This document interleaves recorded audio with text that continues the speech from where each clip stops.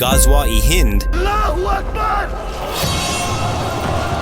is such a dangerous war that, by winning it, Muslims will rule over India and all the surrounding countries. On May 27, 2023, India's Prime Minister Narendra Modi inaugurated a new Parliament House in India and placed a map of an undivided India in the main lobby. This map indicates that India will soon unite Pakistan and all the countries that were separated from it in 1947, and ultimately, Narendra Modi will be the Prime Minister of this undivided India. But now the question is, who will ultimately control this entire subcontinent? Hindus or Muslims? The Prophet Muhammad sallallahu alaihi wasallam said that surely a group from among you will fight in India, and Allah will grant victory to all those warriors in this war. Those warriors will bring the Hindu kings bound in chains, and Allah will forgive whoever participates in this war. As soon as the Muslims conquer India and return, they will receive news that Prophet Jesus, son of Mary, has descended from the heavens in Syria.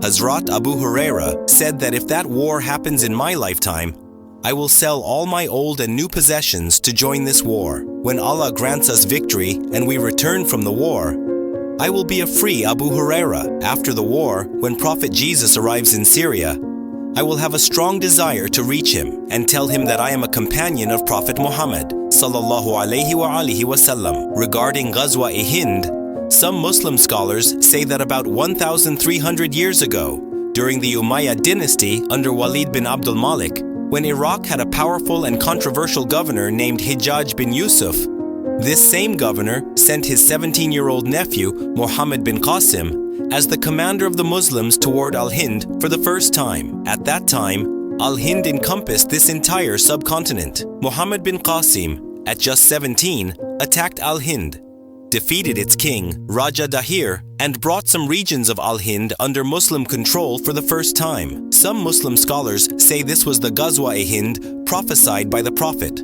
sallallahu alaihi wasallam. However, most Muslim scholars say this was not that war because if we examine the hadiths, it is clear that this war will occur in the end times after the arrival of Imam Mahdi, when Hindus will rule the entire subcontinent.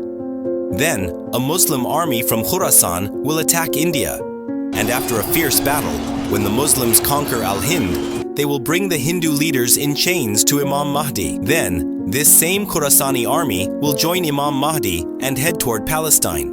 From all these points, it is clear that Ghazwa-e-Hind is not a war between India and Pakistan. Rather, when oppression against Muslims worldwide exceeds all limits and Muslims become completely helpless before disbelievers, Allah will reveal Imam Mahdi in Arabia. Imam Mahdi will gather all the weak Muslims of the world and defeat the enemies of Muslims in two great wars, Ghazwa-e-Hind and Malhamatul Kubra. After these two wars, when Imam Mahdi unites all the Muslims of the world and Muslims live in complete peace, a new phase will begin in the world, the arrival of Dajjal. On the other hand, just like Ghazwa-e-Hind, Hindu extremist groups in India are also dreaming of Akhand Bharat. Akhand Bharat is not just history, but a very important mission for many people in India, openly supported by the RSS, Hindu Mahasabha, and some BJP leaders.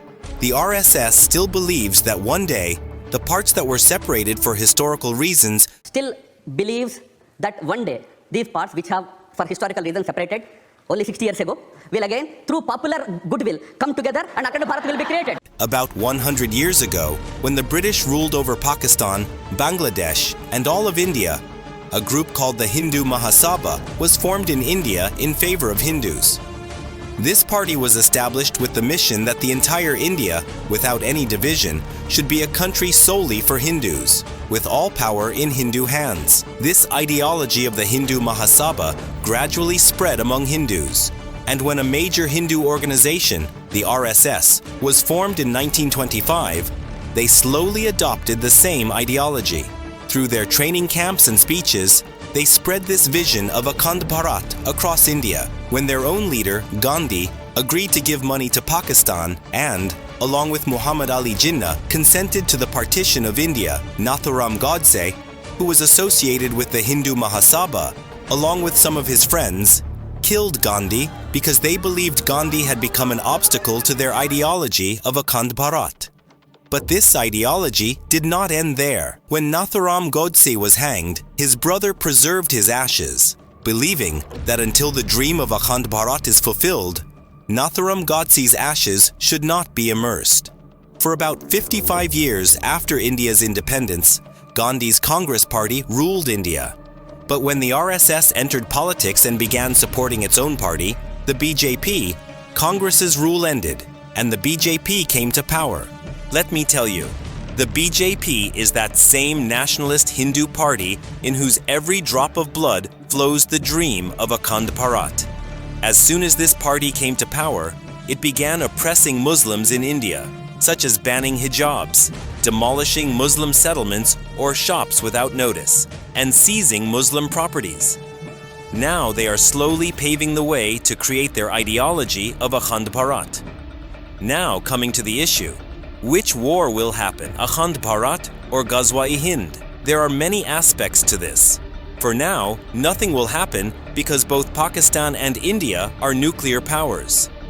This means that if one attacks, the other will respond with a nuclear war, which is against both humanity and religion. No religion in the world, especially Islam, would ever permit this. Regarding the hadiths about Ghazwa-e-Hind, it will happen when oppression against Muslims worldwide becomes excessive, and Muslims will fight their enemies in self-defense. If we look at the time of Prophet Muhammad, sallallahu alaihi wasallam, it is absolutely clear that all the wars in his life were purely defensive. Subscribe.